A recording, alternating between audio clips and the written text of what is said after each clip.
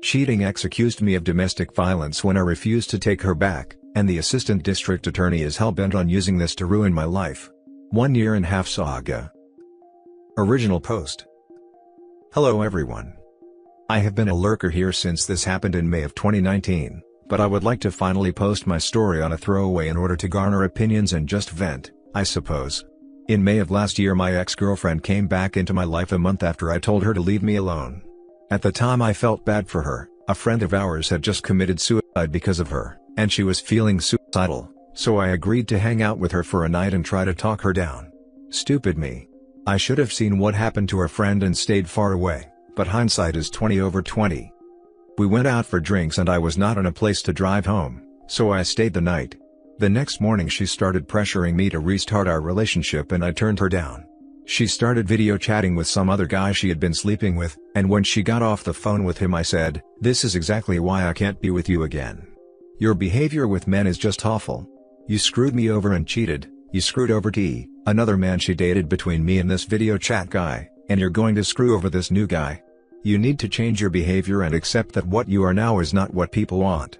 You treated E, the guy who killed himself, so poorly and led him on so hard that he killed himself." At this point she went off, screaming and attacking me to the point my lip was split. I had a black eye, cuts, and bruises all over my face. I told her to cool down or I would call the police. Well, I should have called right away because she went into her room and had the guy she video chatted with call the police for her. They made up this huge story and, because the guy had no idea what I really looked like and lived across the country, he identified me as a short Latino in clothes that I wasn't wearing. I am a tall white guy and I was in a bathrobe while my laundry was finishing. The police showed up with weapons drawn, slammed me into a wall, making me bleed again, and proceeded to explain to me that they were told I had strangled this girl for 5 minutes and that she had to beat me off and lock herself in her room to be able to call them. Over the next 20 minutes she proceeded to tell each officer such wildly different stories that each of their reports are completely different. They even noted in their reports that the suspect present is not the suspect identified in the call. The one injury on her body is a week-old hickey from the guy she slept with while she was out of state, but they stated that I did this even though I had a selfie that she sent me the night she got this hickey with it blatantly present on her neck. Despite showing them this and being beaten to hell, they arrested me and charged me with assault. I am 6 feet 3 inches and 210 pounds and she is 5 feet 2 inches and 115 pounds. She would not have been able to inflict the injuries I had if I had done what they say I did, but nobody seems to care. I spent the next 6 days in jail and was denied a personal recognizance bond at my hearing, so my grandparents had to put their house up as collateral for a bail of $10,000. Now here I sit, almost 10 months later, charged with assault, kidnapping, and harassment. I have lost everything: my college education, my job as an emergency medical technician, and my medical school acceptance. She has continued to harass me via text this entire time. The prosecutor wanted to drop the case in November last year as he hadn't heard from her and told my attorney that the case was bullcrap and he wanted to let it die on the vine, but she burst into the courtroom while we were in the middle of the dismissal motion and demanded they move forward. I live in Colorado, which has the most stringent no-drop domestic violence laws as well as mandatory arrest laws biased against men, and they were forced to proceed. My attorney says that the prosecutor wants to let the case stretch out until the speedy trial rule expires so he can drop it, but I have no faith. I have proved I did nothing with the photo discrediting the hickey and submitted every text message she has sent harassing me and asking me to be with her again.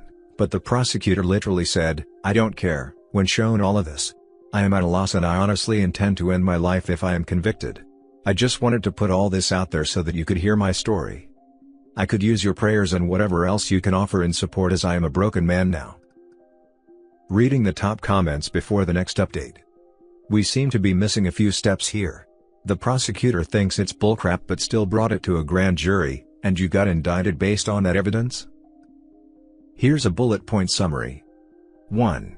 I am arrested after the incident outlined above despite showing the police my exculpatory photograph and her extreme inconsistency in speaking to each officer and these stories getting put into reports. Colorado is a mandatory arrest state so they apparently have no choice. 2. I spend my time in jail and because it is a holiday weekend I don't have a bond hearing until a few days in. The judge denies me personal recognizance bond based off of the police statement and my family bails me out. 3. I get a former prosecutor for an attorney after being bailed out and am scheduled for arraignment 4 months later where I plead not guilty. 4. During this time we set for trial and she starts harassing me. I begin submitting the texts and calls she makes as evidence to my attorney. I also submit the exculpatory photograph before trial. She also starts messaging my friends about me and they send me screenshots and I submit them as well. 5. At the pre-trial conference the prosecution pushes the date forward. My attorney informs me that the prosecutor thinks the case is bullcrap and is dropping it at the trial date. 6. Trial date. There is no sight of her and nobody believes she is coming. They are filing the motion to dismiss when she shows up 20 minutes late and states she wants me prosecuted. They move forward. More charges are added, kidnapping and harassment. 7. New trial date is set and my attorney states that the prosecutor still wants the case to die on the vine by allowing the trial clock to expire as my case doesn't matter to them and he still finds it hard to believe despite him telling my attorney that he doesn't care about the evidence I submitted. I have a court date next week, the next supposed trial date, where it will be pushed out till April or May and they supposedly drop it. I just have no faith anymore after all that's happened. My attorney has also been working somewhat pro bono as I haven't been able to afford the monthly payments I am supposed to and he has continued working for me. It just sounds like they're following protocol until they can make a decision to dismiss. I'm mostly sad about you losing the med school acceptance. Not sure how they were so quick to rescind the offer when you haven't been convicted. I'm glad you have a rational prosecutor that sees through the BS. I've heard of ones that aren't like that. Something like this happened to me and thank God I was quick on my feet enough to think to record the situation. As soon as I brought the recording with a typed transcript, the judge dismissed the girl who accused me of everything under the sun to hide the fact she attacked me over a disagreement over the effing dishes. We were roommates. Don't think about suicide. I did and it landed me in a government-run facility for 3 days, but was quite a learning experience. The people in those places have real problems that will never go away. It slightly made me feel more fortunate actually. Well, that honestly makes me feel better. My girlfriend, who has been with me before and throughout this whole thing, always says I overreact about how bad it is, but the effects have been very real. My admission was for August of this year but was rescinded about 2 or 3 months after I was arrested. At the same time my emergency medical technician license was suspended. I have not gotten to finish my senior year so I will not be admitted this fall even if this truly does go away. I really hope he is being as rational as it appears, but I always worry he is trying to take my attorney off guard just because he has added charges throughout. I have not been placed on house arrest or pre-trial monitoring despite the continually growing charges. I have lost out on a promotion to IT, what I did before college, at my current job, grocery store, and, now that they've found out about my pending charges, I am likely to lose my job even though most everyone I work with knows what's going on. And the IT managers also knew when offering me the position. I will post an update here after my court date next week. Thank you for your comment. First update, days later. I just got back from court and I said I would post an update. The prosecutor has been lying to my attorney the whole time. He does not want to let the case die. He tried to force trial today, and the judge almost allowed it, even though he submitted statements from my victim that she was high on meth and ecstasy while this all occurred, as well as other new statements from her yesterday morning. He is pursuing my case aggressively and attempted to try me today ahead of 2 murder cases, an attempted murder, and a vehicular homicide. I have witnesses and messages from her that directly countermand every single new statement she made. I have submitted photographic evidence that proves I did nothing. Her new statements even directly contradict what she said to the officers who responded to her call. Because the prosecutor did not ask for a continuance to investigate his new evidence, my attorney was forced to ask for one, and I have waived my right to a speedy trial as a result. None of this matters, none of the evidence I submit, no matter how many times I prove her a liar, seems to matter, and they are slowly destroying my life. I honestly have very little hope left, and seeing that this is the world we live in makes me sick. I don't know what to do anymore. Reading the top comments before the next update. No idea what that prosecutor is thinking. It's pretty obvious how a jury trial would go. So what's this mean? No trial yet? I am scheduled for pre-trial readiness again and trial in June. I don't know what the F he is thinking either. Every piece of evidence, of which he has literally one photograph I can disprove, comes from her mouth and can also be disproven with everything I have submitted. This country is out of control in its support, or whatever the hell this is, for women who are obviously milking the system. When this is over, I don't want to be in this country anymore. But I have also heard most countries are worse in this regard than we are. Here's a quote that I like from Claire Lehman, editor of Quillette, The truth always bats last. Hang in there, dude. Thank you, I will. The comment above literally saved my life when it was down to the wire. I'm not proud, but I was about to do the unthinkable and my Fitbit vibrated with the notification and I decided to read it. I wouldn't be here without this sub and the people I have met on here. Thank you all. Second update. I have begun receiving anonymous text messages threatening my life from someone close to the girl in my case. They also ramble on about how the girl loves me and doesn't want to go to trial and how I am her soulmate, but that I should rot in hell and get what is coming to me. I am powerless to defend myself. They have taken my right to have a firearm, they update her with my phone number and any address changes, and now I am just not sure what to do. Any advice would be appreciated. Reading the top comments before the next updates. Document everything. Absolutely do not contact your accuser or respond to those messages. Guess my only option is the same old. What the above poster said. File a police report immediately to show that you fear for your safety. It's not your job to figure out who's doing it, it's the police's. I am worried a police report will look like vengeance or something stupid like that and that they will use it against me at trial. Third update 2 months later. Y'all have likely seen my posts here before, so I don't go into my case again. This is more of a rant or cry for help. Yesterday a probation revocation was issued because I was unable to complete community service and required classes on a separate driving while ability impaired charge because of COVID closures, so I am now liable to be incarcerated at any time. I can't find employment anywhere but my soul-crushing grocery job I have now. I have been denied by multiple construction, warehouse, hell even janitor jobs. There is nowhere else I can go, not even jobs supposedly that convicted felons can do, and I'm not even convicted yet. I am barely holding on anymore. I have so many court dates through the summer that I have to miss work for, and life has just become endless bad news. I have the support of everyone in my world and I can still barely hold on financially or emotionally. The courts are relentless and full of the sickest bastards I have ever seen, and I am so beyond sick of facing them day in and day out. I really don't know how much longer I can keep going. Just wanted to throw the fleeting thoughts of a sad individual out to the world, I guess. Thanks for reading. Fourth update 5 months later. You all may or may not remember me, but if you need a refresher, read through my posts. I have the latest update on my case and, though preliminary, I want to share what has transpired with my falsely accused brothers and sisters. To get to it, the assistant district attorney on my case was actually fired from the prosecutor's office for reasons undisclosed to myself or my attorney.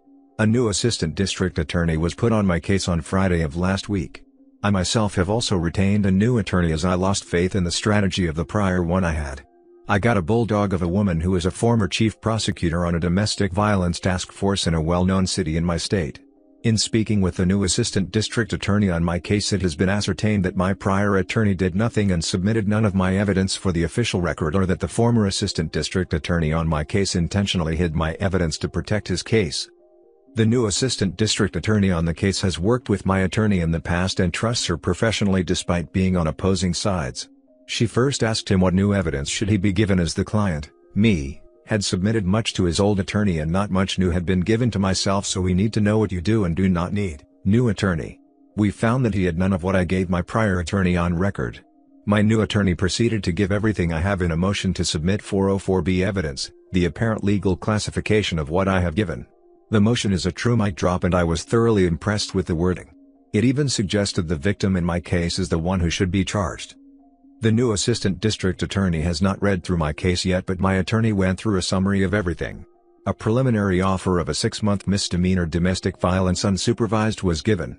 My attorney made clear to me that going from a double felony and high-class misdemeanor to a Class 4 misdemeanor on preliminary offer was amazing.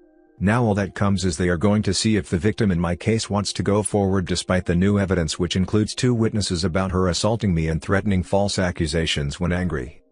My attorney, as a former task force head on DV crimes and a female, said to the assistant district attorney, "Look at my work history and who I am. I am an advocate for true victims of domestic violence.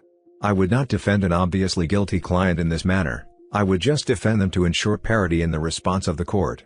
What I say should carry weight, and I am telling you that she is not a real victim, she is a mentally ill liar."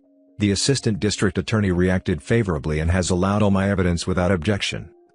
Long story short, At worst my case is ending in a deferred sentence of 6 months or, after reading through my evidence, the assistant district attorney may push for dismissal of all charges. We will find out at the end of the month. Either way, my future as a medical provider and my record will be intact, and either way I win. They either dismiss the case or the lunatic of an alleged victim in my case will show up and demand I be convicted, and, in front of her and everyone, I get to take an offered plea, basically saying you aren't guilty but the evidence could be used to railroad you so you'll take their sentence, with a guaranteed dismissal at the end and 6 months of unsupervised probation. She will never see the punishment she wanted, and I will get to walk away as whole as a man can be in a situation as dire as this. I am not at the end of the road yet, but the road ends in a good place for me either way. One way in complete dismissal and the other with some hoops that saves me from 2 felonies and a Class 1 misdemeanor and potentially 15 years in prison. I get to return to medicine, I get to be engaged to the girl whom I love that has stayed with me through all this, and I get my life back. As I said, it is not the end of the road, and I pray they are not playing games with my newfound representation. Pray this is not the case. Regardless of the outcome, I have found a cause to advocate for and will always fight for the rights of the accused, no matter where my future lay. I have attempted suicide 3 times through this. My girlfriend, and soon-to-be fiancée, was forced to cut my dangling body from a doorframe noose, and I proceeded to aspirate on her and into my lungs. I came closer to death than I care to admit. My inability to fully cope has led to horrible damage on the people I love and on my psyche. I have fought day in and day out to survive because I have a family standing behind me and a woman who wants to marry me despite everything. But here I am, alive and towards the end. I am breathing as so many of us are not. I have rediscovered purpose and meaning in this existence I almost thought lost. I still don't know what to say to my falsely accused family other than, it's not over until it's over. If I had succeeded, I would be in a box with those I love left behind, and I would never have gotten to see what I am seeing today.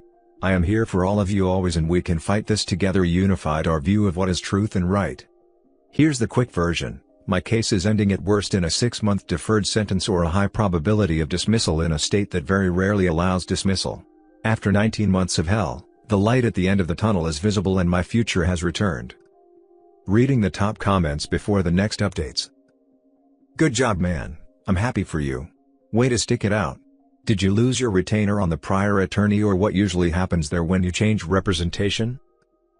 I did lose the retainer as far as I know, but it was worth the switch since the courts had not seen everything I have until now. I'm so excited to return to hospital work. April of next year at the latest. 5th update, 5 months later. Hey everyone.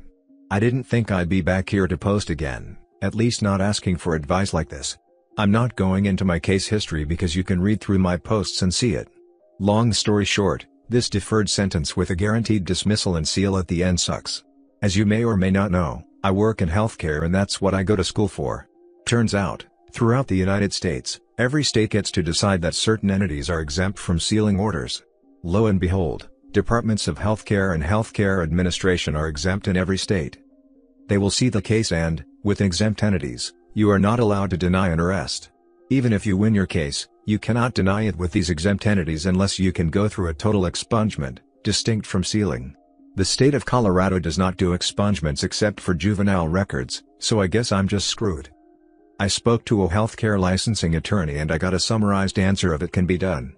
It'll be hard and you will have to jump through a lot of hoops and there are no guarantees. With your case you will probably be okay, but you may not either. Also known as, I'm sitting 1 year from graduation looking at if I am going to go to graduate school for being a provider, and I can't know if I can even do it until I go through the whole thing. My attorneys lied to me. The courts lied to me. I have no goddamn idea what to do now. I feel almost as though I am back to square one. To do what I love I have to fight again at least 2 more times in front of licensing boards, and I have to do the same anytime I move states to get licensed again. I am so effing done, so unbelievably effing done. Despite everything I have done, despite the hell I went through and the fight I put up, everything is still in jeopardy and I have to risk every opportunity I have to do what I love. I don't enjoy research. I don't enjoy computers or anything else related to what I have gone to school for. What the hell is one supposed to do? I am sorry to be the bearer of bad news for anybody who is in a healthcare track or any of the other fields wherein the certifying board is exempt from sealing orders. For everyone still going through their cases and considering plea deals, this is a factor you have to weigh in and nobody is likely to tell you. 6th update, 1 month later. I don't really know why I am writing this. Maybe it's a cry for help, or maybe I just need to rant, but I feel compelled to write it. I am at a loss. I suffered through 18 months of hell to be offered a deferred sentence that is supposed to be 6 months long. I got through the probation. I finished everything that I was supposed to do, on time, and paid everything I was supposed to. My probation officers have told the court that they want to see me released from probation. The counselor in the court-ordered program wrote a statement for the court saying that he believes I am obviously innocent and that the case should have been dismissed right away, but, since it wasn't, that I had done everything I needed to do and he wants to see me released from probation. At the restitution hearing, which is the most recent one, the judge said that we had more than met our burden of proof in showing I did not cause any of the injuries the prosecution alleged. You can read the excerpt I posted with that. The judge, when she sentenced me, said that I would be allowed to file for release from probation, dismissal, and sealing of my case after I finished everything. Everything has been lined up, so I moved to the next step. I have been accepted to every program I applied to. All the schools require a background check, and they want the paperwork filed by the end of next week so that I can matriculate into the programs. Well, that's okay. My case will be dismissed and sealed in time, and the court has already stated its support of that. But it doesn't matter. Despite everything I just said, all the people involved saying that I'm innocent and deserve to be released, the judge saying I proved I didn't do it, and despite finishing everything I was supposed to, the newly assigned prosecutor on my case has filed an objection to me being released. He has 60 days to formally file his objection argument so that a hearing can be scheduled, and it'll take a few weeks after that to get one. This is long past the deadline I have for school. My attorney asked the same judge, the one who said I proved my innocence, to order the prosecutor to respond within 1 week so that we could have the resolution in time for school, and she denied it. He has the full 60 days to respond with his argument for objection, and I bet you everything I have he will take the full time. The prosecutor that worked out my plea deal and supported the release timing for probation has been reassigned from my case and a new one assigned. He reached out to the new prosecutor, but the new prosecutor told the old one that it's not his decision anymore and he is deciding to object. Why, you may ask? Sadism. He is objecting because the judge said I proved my innocence. He is objecting because he looked like a fool at the last hearing and his motion of restitution was denied. He knows what the minute order says, and he knows that, when we do get to go to a hearing, I will be released and he will lose again. But that doesn't matter. I won't get to attend any of these programs. Because I am transferring, the schools require that my coursework at the prior institution be contiguous with the semester of matriculation. I have to have attended school within the last academic year, but now I won't get to go in fall. It's not that I won't be able to do these clinically oriented programs, I won't be able to go at all in fall.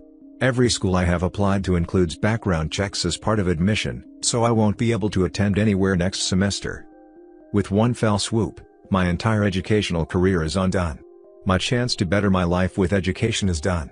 The jobs I have had to work while dealing with this case make me absolutely miserable, and now I don't even have the chance to better myself and advance past them. I was supposed to be a physician. I was right there. Then my case happened, and I accepted working in a lower-tier healthcare job. Now, because one man is so petty, I don't get to do anything in healthcare anymore. I may not get to attend school again. My family is tired. I am tired. My fiancée, the one good thing I have left in my life, is about done. She says that we are forever and that these things don't matter, but she also says she is tired of waiting and tired of being sad about this all the time and tired of me not being able to contribute. The jobs I can get leave me in poverty, and I can't so much as take this poor woman out to a date. I am about to lose the one good thing I have left because of this petty guy, and there's nothing I can do about it. I am tired of being the source of the suffering my family endures, and I am tired of suffering myself. The one way out of everything will make them suffer more, but I am starting to believe that the suffering of my loss will be less than the suffering of dealing with the damaged person I have become due to this case. I will never be able to take care of them. I will never make enough money to support them back for all the support they've given me. All that while still being forced to work jobs I absolutely despise that make me miserable. I am at a loss and I don't know if I can take this. I poured my all into surviving to this point because there was the light at the end of the tunnel through these schools and the chance to do something meaningful again. I was going to be able to have a decent salary that I could support my family with, and it would be doing something meaningful. Now I have none of that, and it is all because of the sadism of this prosecutor. I have no probation violations and have the support of everyone to be released. He has no argument to keep me going and he will lose.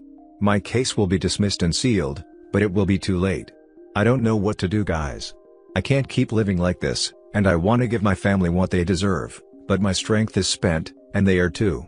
I grew up being told that the USA is the greatest country in the world, but it is a lie. We are the epitome of evil.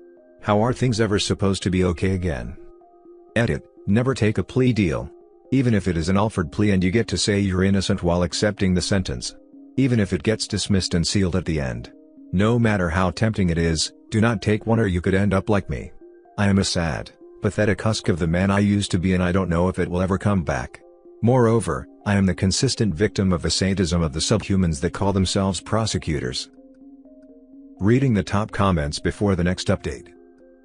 You perhaps need to tell all of this, perhaps through your lawyer, to the judge at the new hearing when it happens. Could you sue because of this? I have spoken to a few different civil attorneys about my case and who I can and cannot sue. Prosecutors have absolute, yes absolute, immunity from civil lawsuits. My best bet with him would be reporting him to the state bar, and from what I have gathered they won't do squat.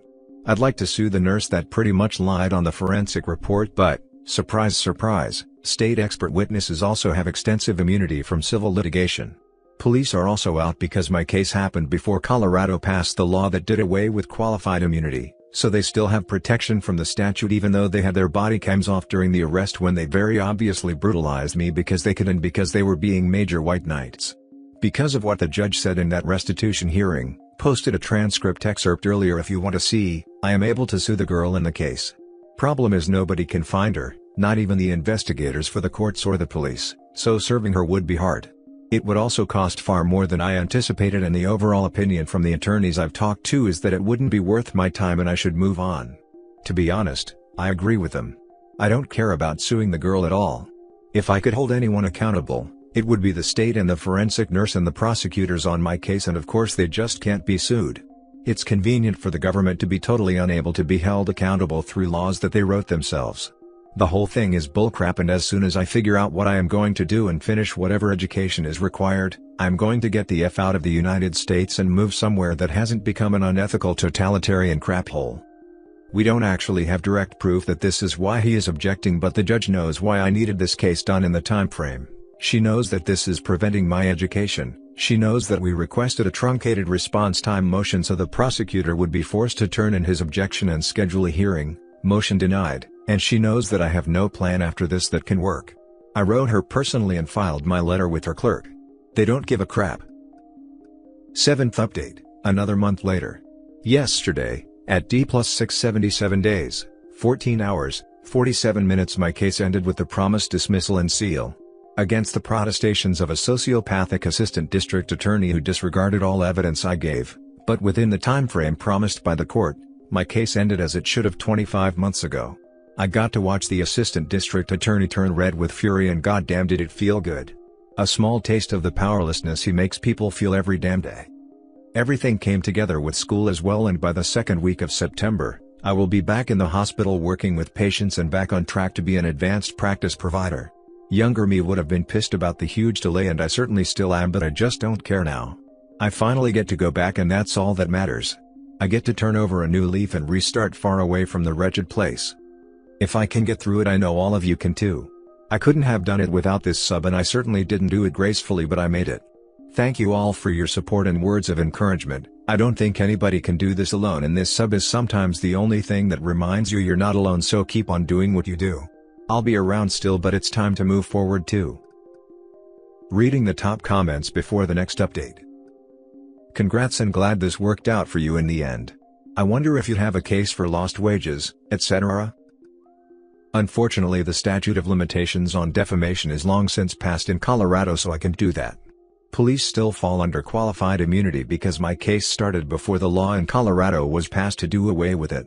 The prosecutor and forensics people that lied are covered under absolute state immunity. The laws need to change so man can sue in the future, but for now I cannot. You consulted with your lawyer on that? Sorry to hear this. My lawyer and 4 civil attorneys specializing in defamation and suits against law enforcement and the state. I trust the references my attorney gave, so I think it's a no-go. Last update 1 year later. I have posted my story here before, so all I will include in this post is that I was falsely accused of severe crimes of domestic violence by an ex-girlfriend who then admitted to lying about the whole thing. Before she copped to it, I had submitted photos proving I didn't cause the one injury she had, which was from a BDSM club she frequented in another state and not me. None of the exculpatory evidence mattered and the prosecution refused to dismiss the case. Only the prosecution can dismiss domestic violence cases in the state of Colorado. I did get a deferred sentence with an Alford plea. You accept a sentence but maintain innocence. The existence of Alford alone in the US shows how disgusting our courts are by itself in my opinion, and the exculpatory evidence did result in a far earlier than expected termination of sentence and follow-through of dismissing and sealing the case, standard deferred action in Colorado following successful completion. Fast forward a couple years and I finished school for respiratory therapy. The last hurdle was licensing. For those that don't know, in healthcare licensing they typically do level 2 checks and they dig into you a little bit. Nowhere close to security clearances or law enforcement or the military, but they do dig a little. I had a legal team lined up to fight that battle. It was expected to be one for sure, and I had retained a primary licensing attorney in my new state and a consulting defense attorney from my old state, for drafting explanations, consulting on what I do and don't have to say based on Colorado's law, and we were prepared to be aggressive. But, a couple days after the battle began, they gave up suddenly. They stopped arguing against me and I was licensed. I assume this was because of the evidence we provided in private back-channel communication between my attorney and some of the licensing people. Regardless, my bar for a normal life was being licensed in my field, which means I can be licensed much more easily as I advance through the levels of healthcare professions that I intend to, and to have no more major consequences for my case. As of 3 days ago I reached that exact point. I was open about my case with the world and random strangers. Obviously this was not recommended to me by my legal counsel, but I did it anyway because the only way this will change is if falsely accused people turn the tide one person, one day, at a time. Nobody that has seen the case records, that I show liberally, believes me guilty. I had over 24 people write letters for me to be licensed, and everyone at the hospital I work at, my new hospital, my school, everyone, wanted to help me. I think that shows the tide is turning. If I can waltz around showing anyone that will listen the truth of my case and I can have them want to help me, I think that shows things are changing. If you find yourself in my position, please do whatever you can to at least see it to the end. I can understand whatever choice you make if falsely convicted, but please at least see it done. There's no guarantee that you will have a good outcome, but I firmly believe I wouldn't, and I did, and I have a life that's actually better than the life I had before being falsely accused. I won't be able to climb as high as I originally intended in my career, but I can get pretty close, and even as a respiratory therapist, I have a career and a life, and nothing from my case is hanging over my head anymore. The last 4 years have shown me that good can come from even the worst of times. I am married to the girl who stayed with me through my case, despite us only being together 3 months when it started. I have a job I enjoy and I get to help people breathe and sustain life in the intensive care unit. I have a plan for the future, and for the first time since I was very young, life is more positive than negative. If I can do it, you can too. Please don't give up. This dovetails with the problems I often see in the cases of more famous people who have been falsely accused. They settle with the accuser, because they are, somewhat rightly, advised by their lawyers and public relations experts that paying them off is the quickest and cheapest way to move on with their careers. The issue though is that this is only a short-term victory, because it incentivizes others to make more false accusations. So in a sense these people who settle are just hoping these liars just go away and find a different target, which is a pretty crappy thing to do when you stop to think about it. And they aren't even guaranteed that they won't be targeted again, and again, and again, as more people see them as a potential big payday for very little effort. Still, I can understand how exhausting it can be and wanting to just move on. I've been through the hell of a false accusation myself, and proving it was a complete fabrication and getting the official documentation in support of that was hard to do. But without people like you and I who are willing to fight back publicly, nothing is going to change in the long term around social norms that promote this kind of injustice against men. Congratulations on your career, marriage, and the great outlook on life you have at the moment. You deserve all the best in the future after having fought through such an awful attack on your entire life and reputation. 100% agree on your dovetail statement. Overall, I believe that an individual with the resources to fight aggressively in cases like this should do so. I would go so far as to say they are morally obligated to do so. I truly wish that I had the resources to go to trial, and I wish I currently had the resources to pursue any and all legal action possible. Sadly, my case came at a bad time for me. I hadn't finished my degree yet, and I was bringing home the typical income of a pre-med student working part-time at most to maximize their grades. I could not hardly provide any resources towards the fight and had to rely on the goodwill of my family as well as their outrage surrounding just how heinous the people of the criminal justice system were behaving throughout the whole thing. Without them, I would certainly be in prison or dead. My family on one side is lower middle class and, on the other side, are definitely considered in the poor bracket. It took everyone coming together to make it happen. My grandfather gave up about half of his retirement savings to help. I am both humbled and ashamed because of this. They wanted to go all the way, but my case was already so ludicrously expensive and trial was going to add 100 to 150% more to the already insanely high cost, and I just couldn't ask them to give more than they already had. Rest assured though I am positive and optimistic about my future, my rage about my case, these laws themselves, and pretty much everything this sub was built to speak out against, that rage still burns white hot, and I intend to do whatever I can to aid in getting these things changed. If things work out to plan going forwards, and I believe it will, I will have the resources to fight this kind of thing to the max in the future. If something like this ever happens to my child, or my wife, or any of my family or friends following the point at which I have such resources, God help and have mercy on their false accuser and anyone else on the side of the false accuser, because I will bend over backwards to destroy them by whatever legal means I have available. Unfortunately, while I can see signs the tide is turning, I think it is going to take much more than lawsuits and protests to change this criminal nonsense. I firmly believe we will win that battle, be it in the courtroom, the floors of Congress, or anywhere else that battle may occur. Thank you for your kind words. This is the best my life has been in my few decades on this earth. I have not had peace my entire life. My stepmother through my childhood was an abusive, malignant narcissist, drug addict that of course got away with everything she did. My father lost in court against her despite her history and the things she's done. It has been difficult for so long, and that difficulty has been due to the same sorts of reasons this sub exists for. But now, things are at least better and nothing is hanging over my head. That does not change how I feel about the current state of men's rights nor my opinions on the way the modern world handles cases like this, but I'm at least happy and angry instead of depressed, lost, and angry, lol.